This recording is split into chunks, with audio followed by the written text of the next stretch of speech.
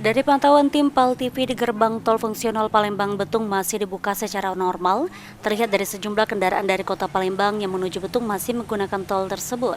Kasat Lantas Polres Banyuasin AKP Suwandi mengatakan tol fungsional saat ini masih diberlakukan mulai dari pos tol Musilandas dari Palembang mengarah ke Betung.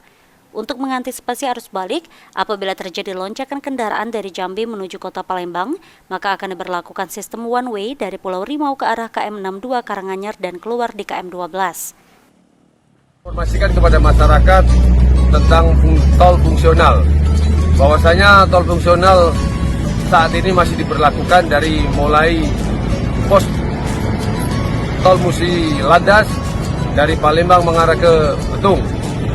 Nah, untuk antisipasi arus balik, apabila ada lonjakan arus yang dari Jambi mengarah ke Palembang, nanti akan dimasukkan dari Pulau Harimau mengarah ke KM 62 Karanganyar, keluar di KM 12. Pada H+3 Lebaran Idul Fitri, situasi arus lalu lintas masih landai, maka kendaraan dari kota Palembang tetap diprioritaskan untuk menggunakan tol fungsional Palembang Betung. Ilham Wahyudi, PAL TV.